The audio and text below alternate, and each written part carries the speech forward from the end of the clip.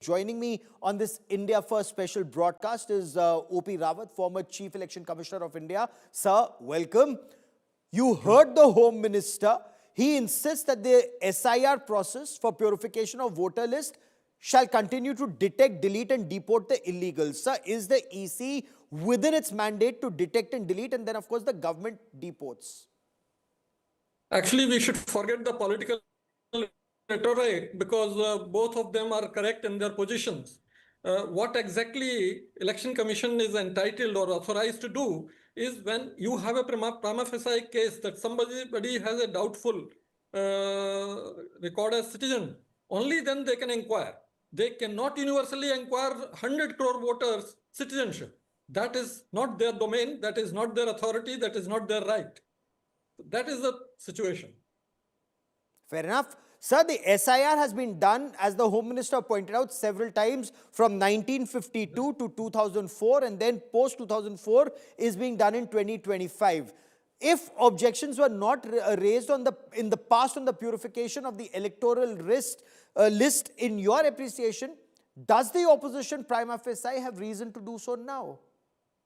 That is because the process which is devised by the current Election Commission is not in tune with the past 8 intensive revisions. Earlier, it was never asked from every voter that you prove the citizenship. This time, from Bihar onwards, they are asking every voter to prove their citizenship, which is against the 1995 ruling of Honorable Supreme Court. They can only ask the person about whom they have a doubt to prove his or her citizenship. That is the difference. Okay. And that is why Election Commission never gives you a list as to how many ghuspetiyas have been removed by their efforts in SIR. They give only a list of dead, duplicate, removed from the electoral roll. Fair enough. And Rahul Gandhi's message or his statement saying that a future government could change the laws retrospectively and come and find you. Does that, in your view, amount to intimidation of Election Commission officials as is being claimed? Actually, in our country, no law can be made effective retrospectively.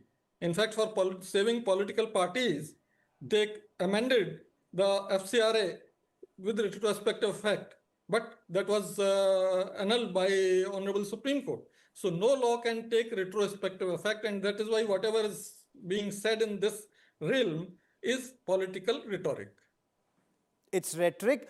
The point being raised by Leader of Opposition in Lok Sabha, for the first time ever, immunity had been given to Election Commission officials. The point of immunity, is that a fact or is that also rhetoric in your view, sir? Actually, immunity to election commissioners has been there. In fact, Chief Election Commissioner cannot be removed without impeachment in the Parliament. And for both election commissioners, they cannot be removed unless there is proven misconduct recommended by Chief Election Commissioner to the President of India. And anything done by them as election commissioners in the Election Commission's discharge of their duties cannot be questioned in any court of law, or they cannot be taken to prosecution for that. Okay. Sir, before I throw it open for a wider discussion for our political guests, I also want to understand from you the Home Minister's statement in Parliament where he said a debate on the special intensive revision of electoral rolls in particular was not possible or feasible in Parliament as the Election Commission is an independent body. If issues had been raised, who would have responded on their behalf? So was the opposition correct in seeking a debate, specifically a discussion on the SIR, or is the government correct that the debate had to be on wider electoral reforms?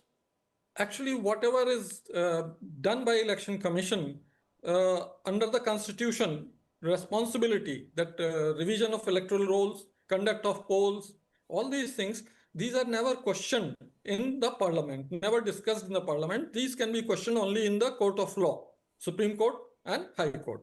That has been the tradition. But since in this time, whatever allegations were made by LOP were not inquired into immediately, and the facts were not put in public domain, this escalated, and that's why all these things emerged.